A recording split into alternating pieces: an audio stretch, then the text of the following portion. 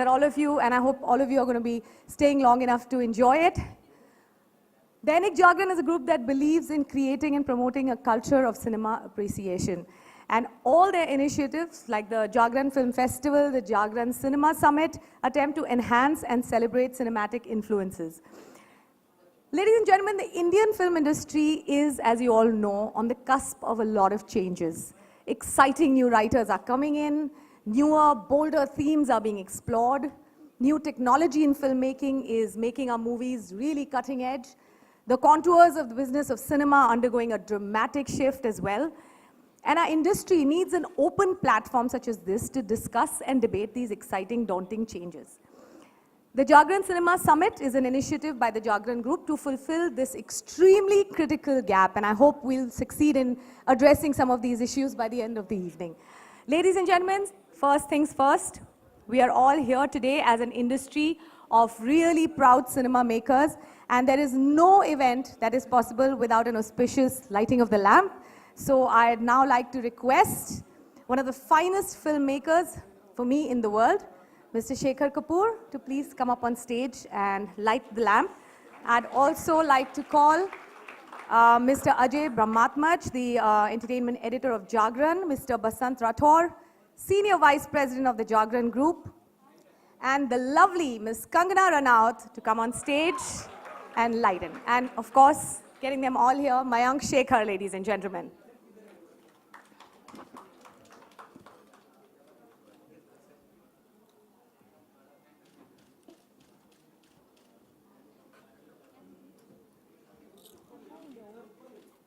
So happy to see you. Hi sir, how are you? Good to see you. ठीक है, आप कैसे हैं? बहुत दिनों बाद दिखाई दिए.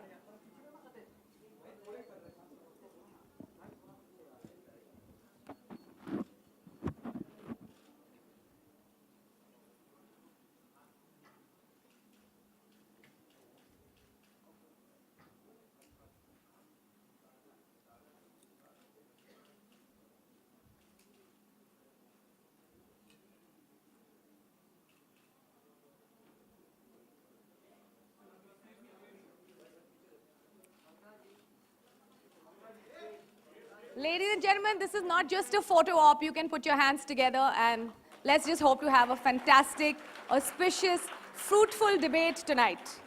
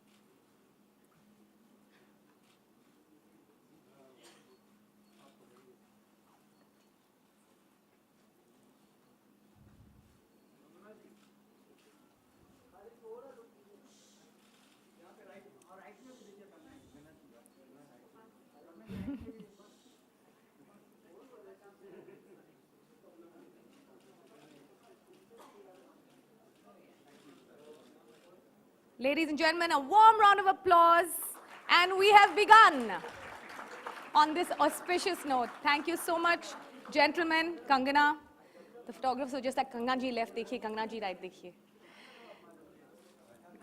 Yeah. And joining Mayank today, you know, will be a supremely talented and fierce actor who's known for her very honest and very blatant portrayals, opinions. She's managed to shake up a lot of mindsets, dared to question everything that was deemed out of reach for women actors. She's made a strong place for herself in the industry with her various powerhouse myriad roles, and she is a fashionista, is also the recipient of 3 National Film Awards. Pretty much the reigning queen of Bollywood. I'm a big fan, ladies and gentlemen. Please put your hands together for the lovely Kangana Ranaut.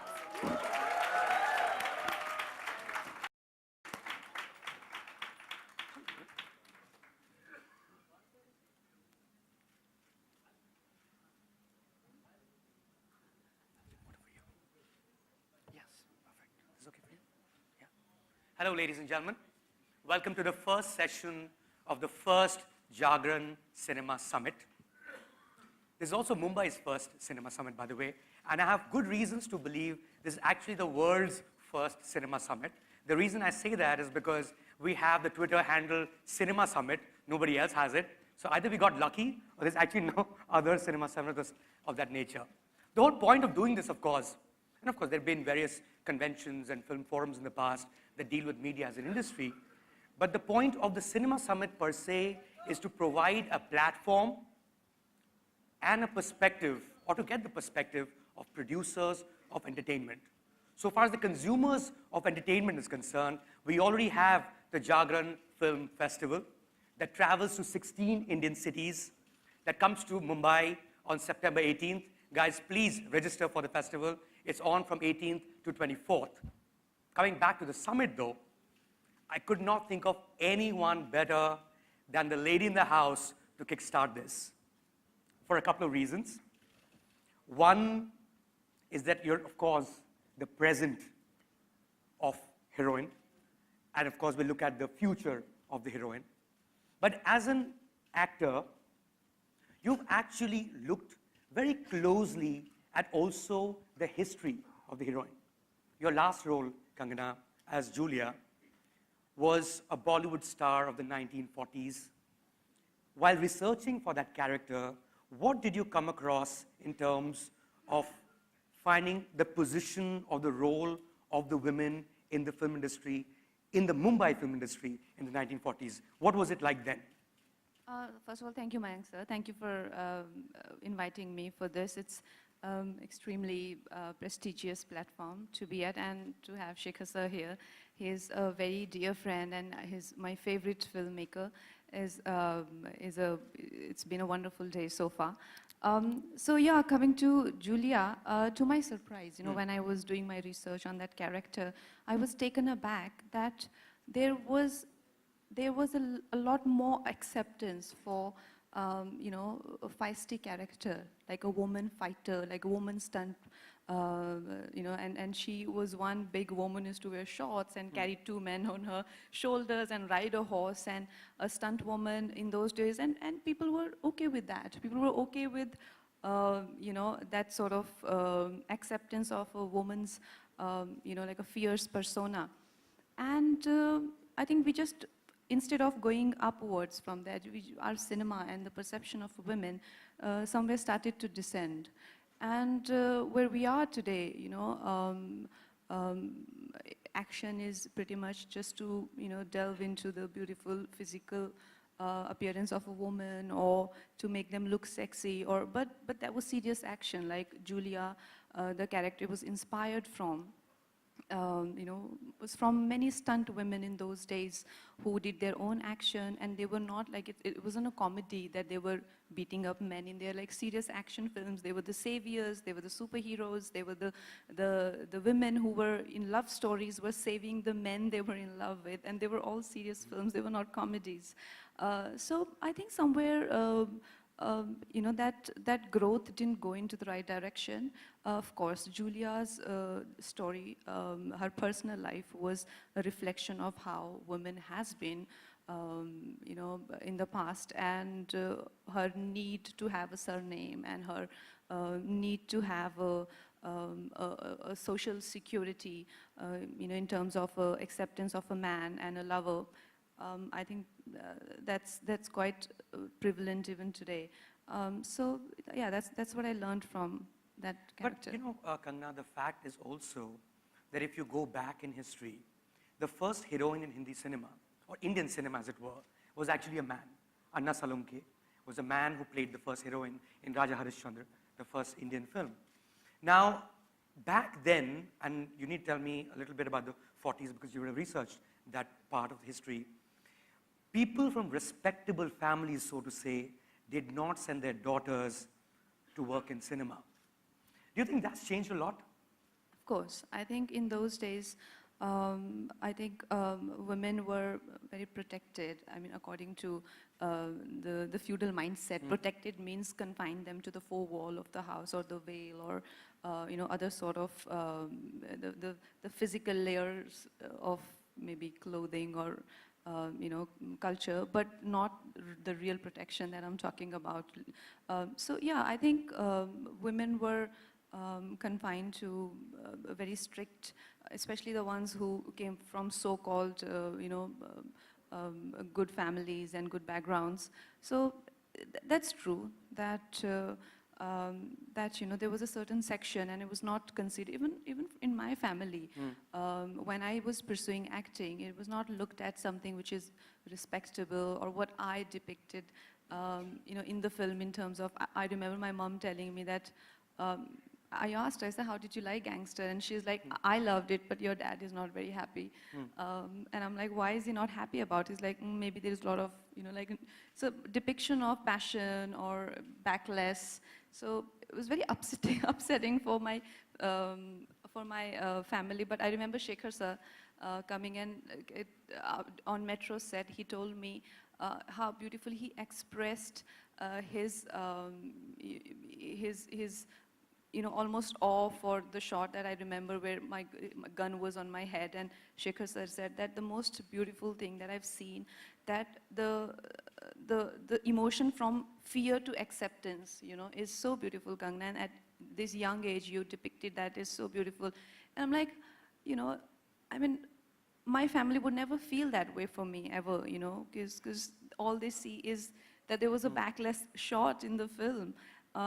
So yeah, I think that it's difficult to rise above that mentality. It's difficult being a woman or an actress to to rise above the sexuality. I mean, as much we want to be an ideal world and all of that, but it Sure. does delve in our minds.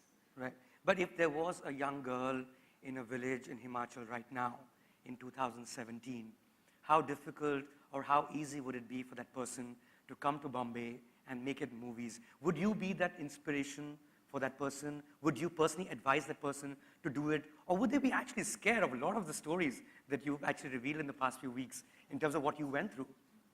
Yeah, see, Mayank sir, this is a conscious effort that I make to tell the brighter side and the darker side, because I don't want to give a very hunky-dory picture of my life. It's very easy to portray a fairy tale and to make yourself the center of the world and to portray yourself larger than life and almost the God's favorite child.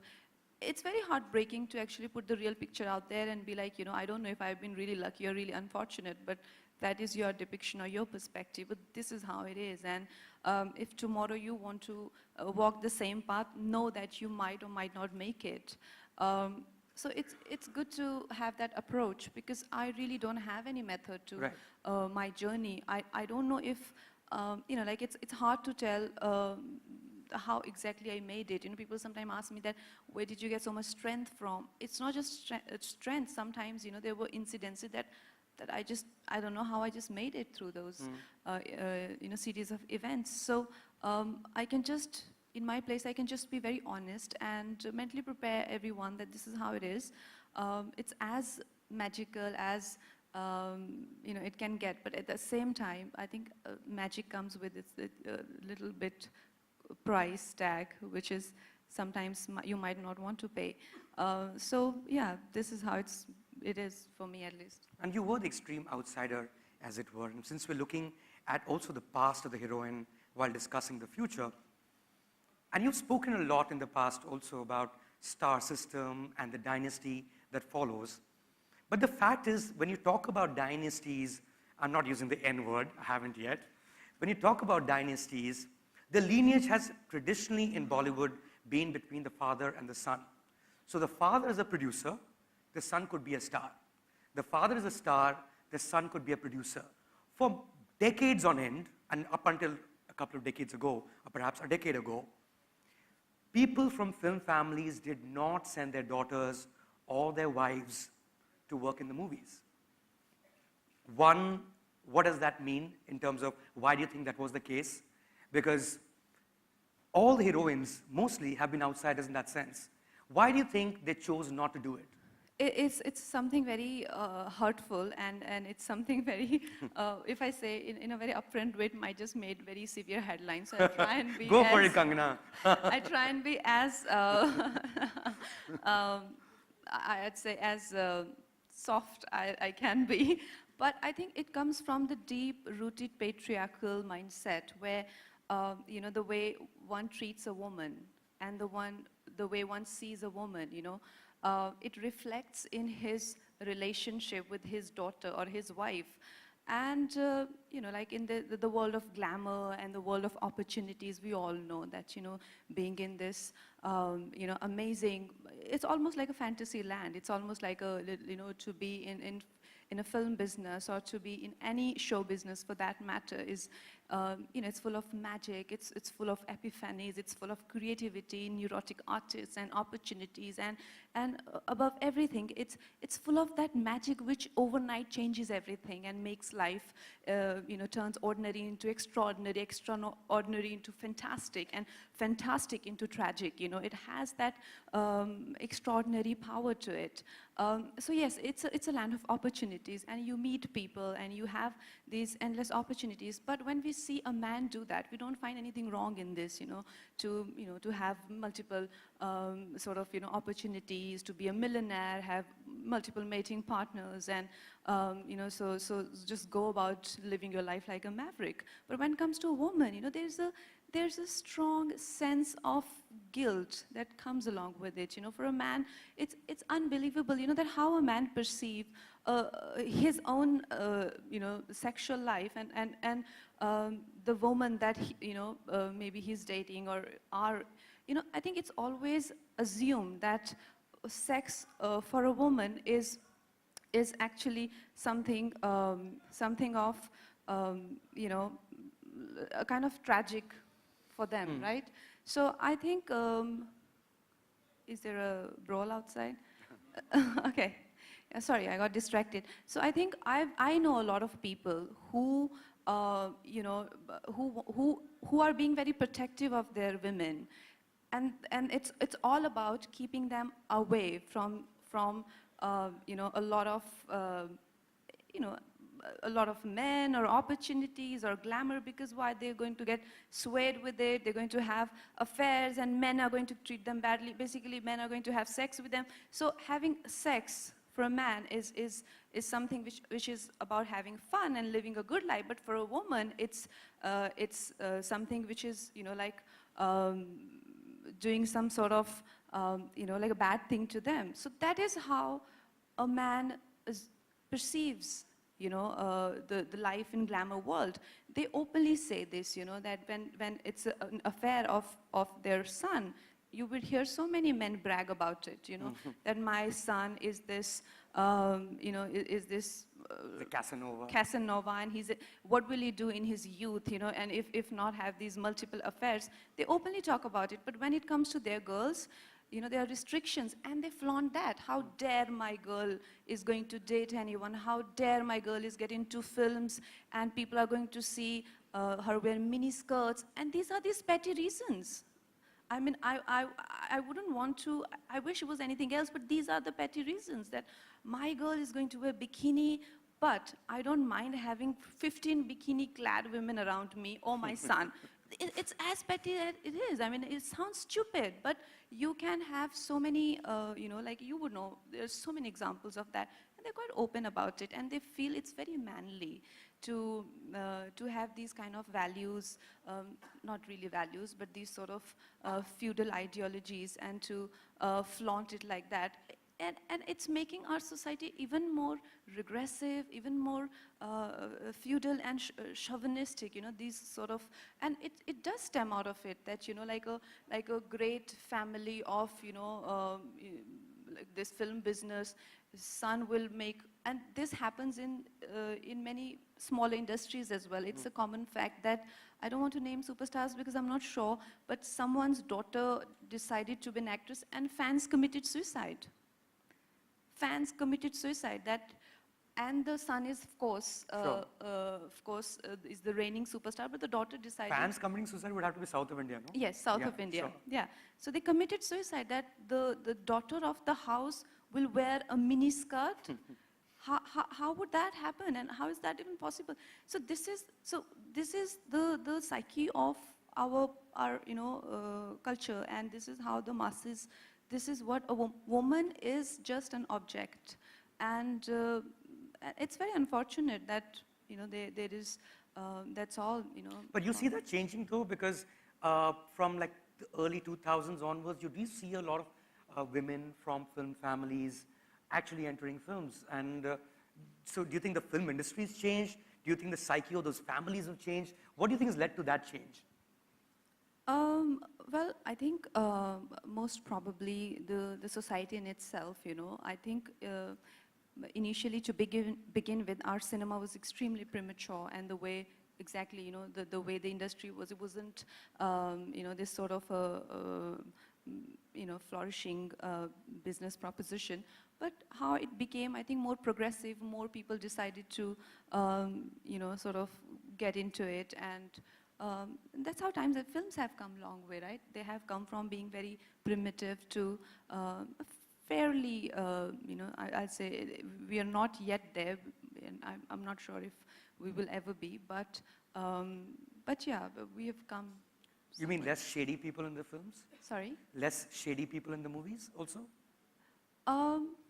Well, see, also film business has many levels to it, right? Like there are all kind of cinemas. Right. There are, so I can't really guarantee Sure, that. sure. But it's definitely, I don't think it's definitely a business where a lot of people, educated people, and and the ones who are, who are sort of, who understand the business for what it is. Right. Yeah. Because the other diktat when it comes to the heroine in Bollywood, Kangana, has always been that marriage was always seen as a retirement plan. The reason you get married is because you're done with show business, because that's a one-way street. And of course, a lot of them actually made comebacks much later, but a lot of water had flown under the bridge. Do you see that? Because in fact, you yourself, at some level, have been a huge beneficiary of that. Your first film, Gangster, Chitrangada Singh was supposed to play that part right until the end. Then she gets married. Then the husband says, you will not work in movies. So there's a slot ready. You have a week to go. You get a passport, and you get your debut film. You've actually benefited from that. Do you think that tag of being a married person and therefore losing out on so-called fan base, because this was also true for male stars back in the day. Govinda hid the fact that he was married. I think even Amit hid the fact that he was married when he entered films. Do you think that's finally going though? And it's about the artist? Of course. I think a lot has changed, from those days where people really cared about someone's marital status or, someone's age. A lot has changed for that matter. So yeah, I don't think it's of any consequence anymore. But there is definitely a section of the society who is, who do, like an older woman is always, referred to as this, like there's always mocking women for being older, and when you're young, you're mocked for being young. Sure. So that's there, but it has definitely changed, and we can see the change around us. But I think just for last few years, 4-5 years, and before that, I think many women were just forced to leave the industry, even though they looked the same. Right. Even though there was no change in their appearance, but they were just not accepted anymore. Right, because earlier in the year, I think it was around January, you announced that you're going to get married this year. It's what, 2 months or 3 months left? Yeah. Like, are you getting invitation cards soon? Yeah, most definitely. Really? You actually getting married in the next 3 months? Well, we'll talk about that at some other time. We'll talk about your career, Kangana. We started with Gangster, of course. But I have an interesting story with regards to you. And this is, I think, 2012. You'd invited me to your birthday party. I don't know if you remember. This was in... Of course, I remember. In Olive, in Bandra. Very sober affair, very nicely done, friends, some media people. And it was what you would call a small birthday party, as birthday parties should be. Then 2014, Queen happens. Thank you for not inviting me to your birthday party that year.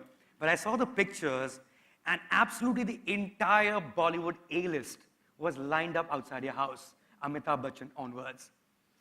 That's how things turn in show business. What does something like that teach you about the world in general and showbiz in particular?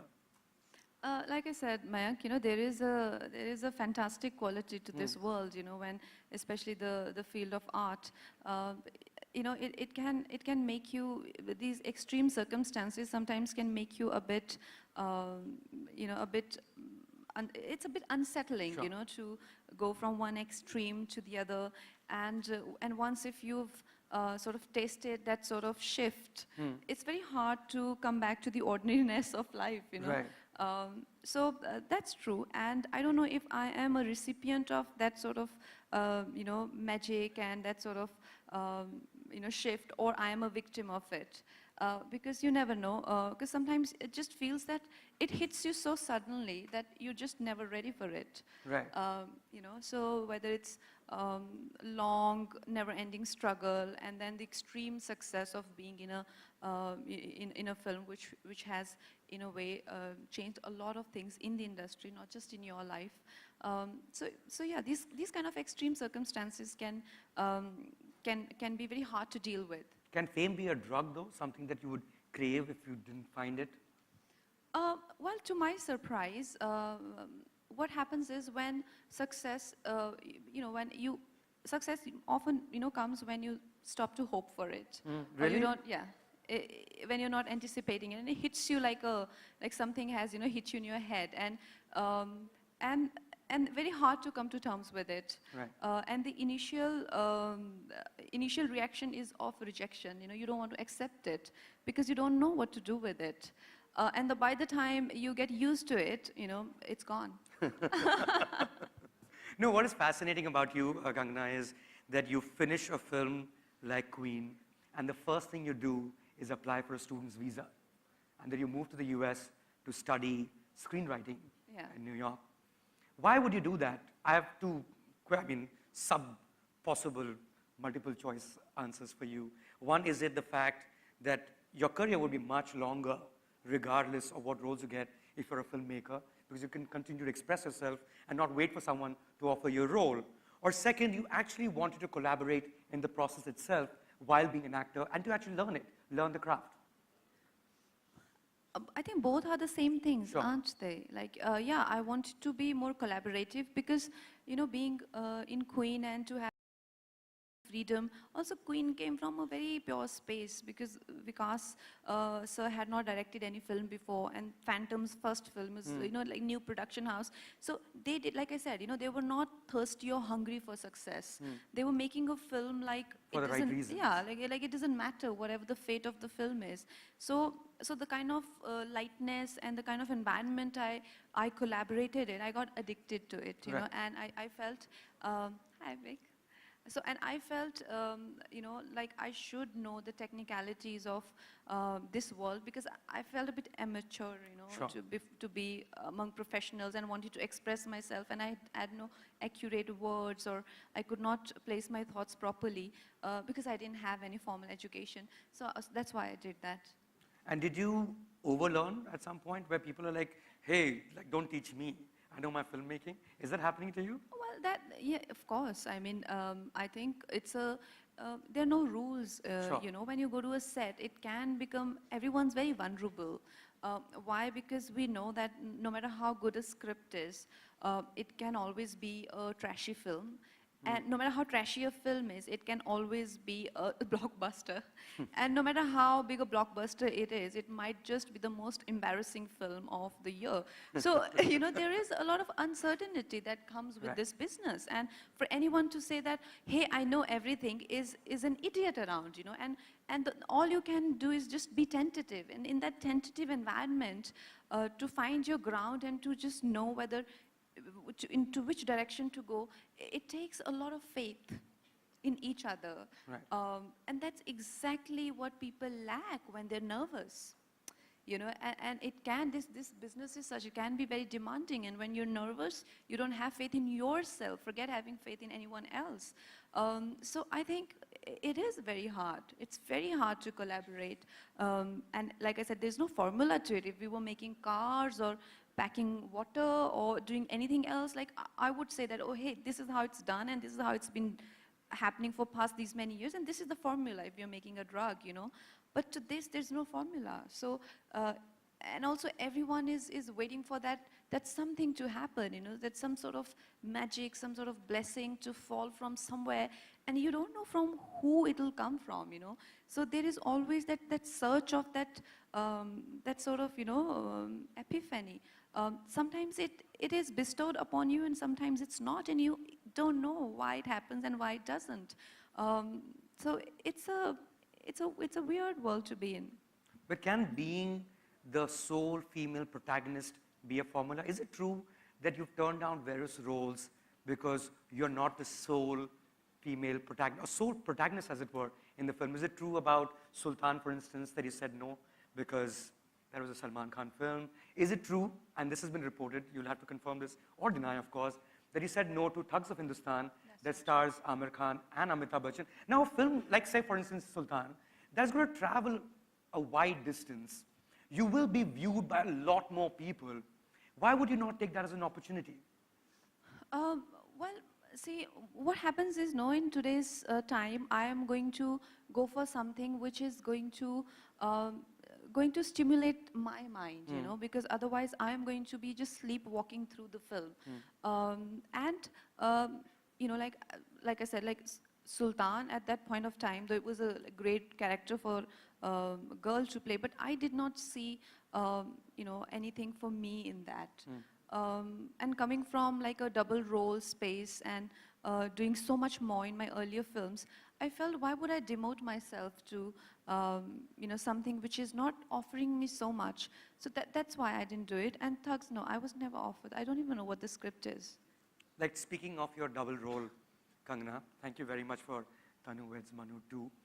We were going through exactly how you approach a character, and in one of the interviews you've said is that what you do is you look at the person in terms of the character that you play, and you give that person one characteristic trait, one word, and that's how you move forward. And so Datto was supposed to be, from Tanu Weds Manu, 2 was supposed to be swag, Julia was supposed to be needy. Needy, yeah. You're a character yourself. If you were to describe yourself in one word, what would that be? Oh my God. One word. Well, brave. Nice. Well done. I mean, you would have to be brave, Kangana. The past few weeks, you've been on a serious Rani of Jhansi mode from all the interviews that we've watched of yours. And that's your next film. That's the movie that you're currently working on. How's that coming along? You got hurt on the sets as well? Oh yeah, I had a big cut on my head. I almost lost my eyes. Thank you, Nihar Pandey, who missed his cue and hit me on the wrong cue. And he keeps telling me, do you think I did it on purpose? I said, I don't know. I really don't. And he's like, you're mean. So these things happen. But yeah, I got saved, and I'm very happy about that. And also, that character, yes, I think somewhere a character that you play, it does affect you and your life and the way you think, you know, what a character can expose, you know, you, like, I remember when I played a cancer patient, I was suddenly exposed to my own mortality as a human being. Yeah. Yes. As a human being, and since then I've never been the same. So a character can be extremely cathartic for you as well. So with Jhansi Ki Rani, and how fearlessly a 28-year-old just, you know, set herself on fire for a cause. There is something so amazing about it that is infectious, you know, that it does make you feel so small, you know, that what you worry about, you know, like these small comforts, these small luxuries, these small achievements that you have to your credit. You're so possessive of it, and people have let go of so much for the bigger picture. It does affect you as an individual, and you do feel that, you know, like, I'm a different person now. So yeah, I do feel like this character has shown me a side of me which I needed to at this point of time. So you are on the Rani of Jhansi mode I wasn't too wrong. But it's not the first time you've been this brave, Kangana. I was actually watching an interview of yours where you casually mentioned that you were shooting for a film, Revolver Rani, and that you were held at gunpoint. And then there was some other question asked. I'm sorry, but it's not very common for people to be going on shoots and being actually held at gunpoint. What was that story? Oh yeah, so we were in Chambal, which is famous for rebels, and so we were shooting there for 3-4 days, and there were some drunk people who came and they had guns and all. They put gun on Kabir's head, Okay. my director's head, that get your actress out. We want to click a picture with her. So, and I was in the car behind him. So there was this some sort of checking point or something. So, and I'm getting really restless. I'm like, why these cars have stopped suddenly and we are behind them? We can't go ahead. And we had to go to Gwalior. We used to drive every night to Gwalior. So I said, Kabir has stopped. I thought maybe some friends of his, because he's from Gwalior and he had some. So they're not moving only.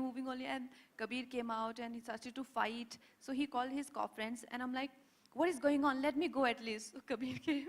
He's like, they want you only. You stay quiet for 10-15 minutes because they only want you. I'm like, okay, I can wait as long you want. So yeah, there was a story, but he was very brave. He was very brave. He's like, you click a picture with me. Kangana is not coming out. So then these people got, I think somehow we got saved and they didn't shoot anyone. And then we left. And this now, remains as a funny story. It could have been a very tragic one as well. So yeah, that's how it is. When you get to your public persona, Kangana, and there are for a lot of people, men and women included, you are seen as a feminist icon. And for a lot of people, men and women included, you're seen as a complete man-hater, okay? My final question to you, as we end the session is, do you give a shit? Well, I think I definitely don't. Okay. But I'm not a man-hater. Sure. I'm not a man-hater. In fact, I'm not sure when I became a feminist, I'm just, for me, like, I personally believe, I find it, the whole inequality and whole perception about one being inferior to the other is so bizarre for me to come to terms with, I just can't understand it. And the law of universal equality somewhere just makes me look like a because I believe in that, it makes me look like a feminist. But I mean, I honestly, I just feel that feminism is something which is it's a sorry state to be in for any society, because you're lacking something. You're lacking something, and feminism is acting as a medicine to that sort of illness or disease. We should not have it. We should not have it at all. We should not have feminists. We should not have these, sort of techniques or we should be a healthy society. We should believe in equality, and that's how it is. And there is nothing that can prove it otherwise. So it's bizarre that people actually believe that, one section of society is lesser than the other. So I definitely don't hate men. You are a friend for so long, and I have, I have amazing set of friends, and you'll be shocked, most of them are men. Super. Well done, Kangana. Do we have time for questions? Yes? Couple of questions, please.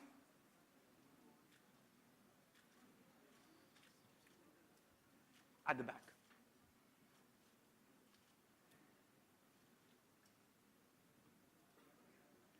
So, thank you. Kangana, you have been called as one of the most fashionable icon the actresses Bollywood has got, and still you are so much vocal to your thoughts, to your views, be it any topic, be it nepotism, be it the casteism, and be it the religious fanatism. So what makes you go up with such kind of views, and is that the way that you are being like, selecting the movies which just throws a views about you that you are a feminist person, and that just depicts that you are a strong woman? So movies are completely different. like a person's, an individual's choices or voice should not be affected by their profession. Like movies should not determine, or my profession should not determine my voice as an individual. I am like first and foremost the citizen of this country. I'm a woman, I'm an individual. So my films should not determine, like my career should not determine, if I'm an engineer or doctor or an actor, it should not determine what I feel about this current, state of events, or myself, my past, my present. It should be a free voice, free as in free of all the baggage. That's what I try, and my films, whatever I do, my first interview that went completely viral and still the most watched interview is pre-Queen with in 2013 with Anupama Chopra. So I always had, and I made sure that no matter if I'm a successful actor or not so successful, but I want to be a successful human being. I want to be a successful person, and that's my profession is not going to determine that. And just one more, Kangana, there is a huge number of trawlers these days who just go on trawling and just go to any limits. So do you just, does this affect your work and affect your choice of films? Trolls. Yeah, trawlers who just go up in the social media. No, I'm not on social media, and I definitely don't go through all the trolling that I might be getting. Do you secretly go though to check what people are saying online? No. Come on. No, it's come on. very upsetting. It's very upsetting. Sometimes I get these feedback from my digital team. Some of them is so upsetting, it can scar you for life. You don't want to go through that.